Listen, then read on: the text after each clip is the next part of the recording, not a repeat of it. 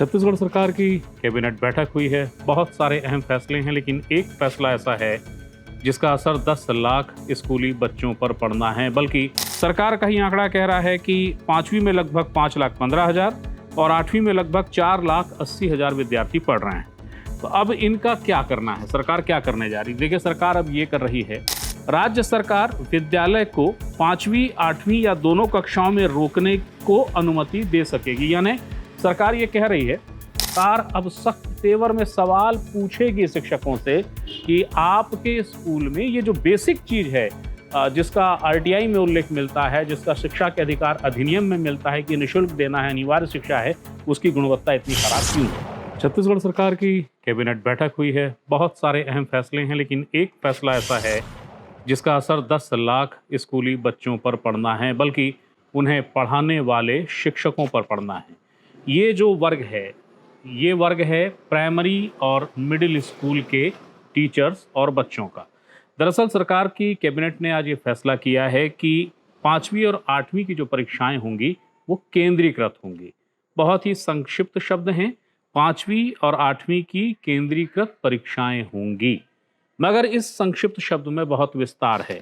इस विस्तार को समझने के लिए पहले कुछ आंकड़े जान लीजिए। आंकड़े ये हैं कि 5वीं 8वीं के बाद के जो ड्रॉप आउट बच्चों की संख्या है वो बहुत ही ज़्यादा है। जो आंकड़े हमारे पास आए हैं उनमें 5वीं के लगभग 62,000, 6वीं से 8वीं के लगभग 91,000 बच्चे ड्रॉप आउट हुए। ड्रॉप आउट का आशय है बच्चे स्कूल आए और उसके बाद वो दोबारा स्कूल पढ़ने के लिए नहीं पहुंचे। तो ये जो आंकड़ा है, ये आंकड़ा डरावना है बच्चों के एजुकेशन के हिसाब से।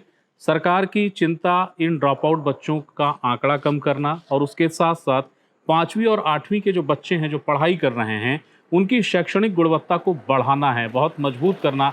ये इस जो शब्द है 5वीं और 8वीं की केंद्रीकृत परीक्षा आयोजित करना, उसका सार यही है।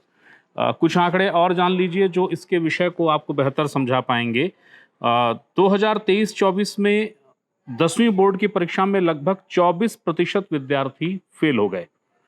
9वीं 10वीं के लगभग 17%, यानी 1,43,000 विद्यार्थी ड्रॉप आउट हुए हैं।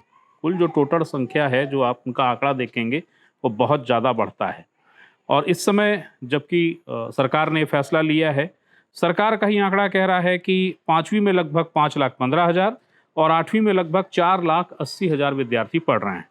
तो अब इनका क्या करना है, सरकार क्या करने जा रही है? देखिए, सरकार अब ये कर रही है कि 5वीं और 8वीं की जो परीक्षाएं होती थीं, ये परीक्षाएं स्कूल में ही इसका प्रश्न पत्र बनता था, स्कूल में ही उत्तर पुस्तिका भरी जाती थी, बच्चे भरते थे। परीक्षक भी स्कूल का ही स्टाफ, यानी शिक्षक और तमाम तरह के जो बाकी स्टाफ होते हैं, वही इसके परीक्षक मूल्यांकन करता थे, तो जाँच हो जाती थी। अब चूँकि 2010 1 अप्रैल 2010 में भारत सरकार ने नियम लागू किया निःशुल्क और अनिवार्य शिक्षा का। इस नियम में ये बहुत स्पष्ट है कि जो इसकी धारा 3(1) है, वो ये कहती है कि 6 से 14 वर्ष की आयु वर्ग के जो बच्चे हैं उनको निःशुल्क और अनिवार्य शिक्षा दी जानी है। एक्ट की धारा 16 कहती है कि किसी भी 1ली से 8वीं तक किसी भी बच्चे को फेल नहीं किया जाएगा। तो जब फेल नहीं किया जाएगी की बात आई, तो उसके बाद बोर्ड का जो पहले एक पैटर्न होता था कि परीक्षा होगी, उसके जो प्रश्न पत्र होंगे वो बाहर से आएंगे, उत्तर पुस्तिकाएं कहीं और जचेंगी, जो एक मापदंड होता है बोर्ड परीक्षा का, उससे 5वीं और 8वीं फ्री हो गए। इसी का नुकसान ये हुआ कि जो पढ़ाई की गुणवत्ता थी वो बहुत बुरी तरीके से प्रभावित हुई। बच्चे 8वीं के बाद जब 9वीं आए या 10वीं आए तो उनके लिए पाठ्यक्रम अबूझ पहली हो गया। ऐसी ही समस्या 5वीं के बाद 6वीं वाली स्थिति आई, लेकिन प्राइमरी से मिडिल तक की जो स्थिति है वो ऐसी थी जिसको लेके सरकार के सामने चुनौती बन गई कि आखिर इसका निदान क्या करना है। तो अब सरकार ने उसी का निदान किया है कि ये जो परीक्षाएं हैं 5वीं की और 8वीं की, इसमें परीक्षा का जो प्रश्न पत्र है वो बाहर से बन के आएगा और जो उत्तर पुस्तिकाएं हैं उनकी भी जांच बाहर होगी। सरकार के अगर आप उस जो उन्होंने कैबिनेट में आज पारित किया है, अगर उसके साथ साथ कुछ और चीज़ों को देखें जो उस प्रपोजल में है, तो उसमें एक रोचक शब्द है, राज्य सरकार विद्यालय को 5वीं 8वीं या दोनों कक्षाओं में रोकने को अनुमति दे सकेगी। यानी सरकार ये कह रही है, फेल तो कर नहीं सकते क्योंकि नियम ही है फेल ना करने का, लेकिन सरकार को यदि लगेगा कि किसी स्कूल का नतीजा बहुत ख़राब है तो उसके लिए विशेष अनुमति का विचार भी किया जा सकता है। हालांकि ये वैकल्पिक है, एकदम अनिवार्य नहीं किया गया है इसको। इसके साथ साथ जो बहुत महत्वपूर्ण है वो ये है कि चौथी में, जब बच्चा चौथी में होगा तो उसका एक मॉडल एग्ज़ाम होगा जिसमें ये तय किया जाएगा कि 5वीं के पाठ्यक्रम के लिए वो कितना तैयार है। बिल्कुल वही तरीका 7वीं में अपनाया जाएगा। बच्चे से एक मॉडल प्रश्न पत्र दिया जाएगा, उसकी परीक्षा ली जाएगी, जिससे ये समझ में आएगा कि वो 8वीं का जो पाठ्यक्रम है उसके लिए कितनी तैयारी रखता है। तो इस तरीके से जो एक संक्षिप्त सा शब्द है कैबिनेट का कि 5वीं और 8वीं में केंद्रीकृत परीक्षाएं होंगी, उसके मायने, उसका विस्तार कुछ यही है कि अब अगर बहुत सरल सहज भाषा में कहूँ तो शिक्षकों के लिए जो बहुत सरल सी चीज़ें थी 5वीं और 8वीं तक का, यानी प्राइमरी से मिडिल तक का जो एजुकेशन सिस्टम था, उसको लेके जो एक सरलता थी वो अब जटिलता में बदलेगी। या कि यूं कहिए कि सरकार अब सख्त तेवर में सवाल पूछेगी शिक्षकों से कि आपके स्कूल में ये जो बेसिक चीज़ है जिसका आरटीआई में उल्लेख मिलता है, जिसका शिक्षा के अधिकार अधिनियम में मिलता है कि निःशुल्क देना है, अनिवार्य शिक्षा है, उसकी गुणवत्ता इतनी खराब क्यों है। जब साय सरकार का गठन हुआ, मुख्यमंत्री विष्णुदेव साय की सरकार अस्तित्व में आई थी, तो 2 बातों को लेके मुख्यमंत्री विष्णुदेव साय ने ये संकल्प जताया था, उनकी इच्छा थी कि कम से कम एजुकेशन और हेल्थ ये ऐसे मॉडल बनाए जाएं स्टेट में कि अन्य राज्यों के लिए एक मिसाल बने।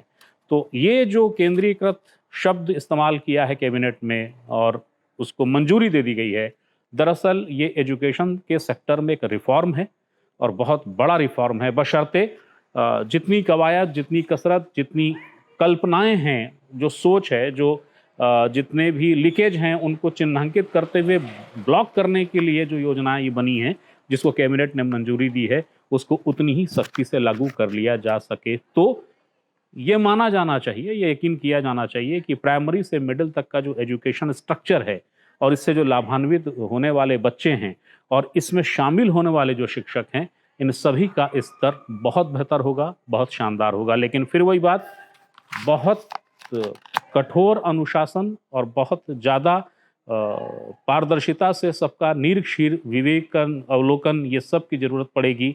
सरकार उतना कर पाती है कि नहीं कर पाती है, या ये एक बहुत अच्छी योजना कागज़ में रह के सिमट जाती है, ये आने वाला समय बताएगा।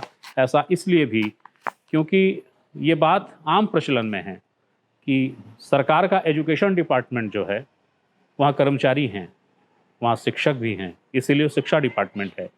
लेकिन ये कहा जाता है कि सबसे ज़्यादा नेता भी उसी शिक्षा विभाग में हैं, और इसीलिए जब आप हाई कोर्ट में कुछ आंकड़ों को देखेंगे तो चौंकेंगे कि सबसे ज़्यादा स्टे के आवेदन या याचिकाएं, सबसे ज़्यादा हस्तक्षेप याचिकाएं अगर किसी डिपार्टमेंट से है तो एजुकेशन डिपार्टमेंट से है, और उस सरकार के ही खिलाफ है। तो बहुत सारी चीज़ें हैं, बहुत सारी चुनौतियां हैं, लेकिन बहरहाल सरकार ने एक अहम फैसला लिया, महत्वपूर्ण फैसला लिया।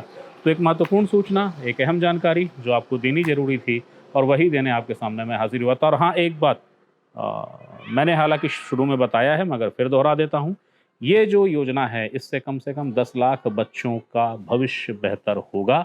इस योजना को यदि उतने ही ठोस तरीके से सरकार लागू कर जाती है।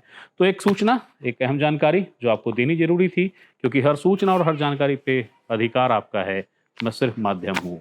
फिर कोई सूचना आती है, फिर कोई जानकारी आती है, वो देने आपके सामने फिर हाजिर होऊंगा। तब तक के लिए प्रणाम।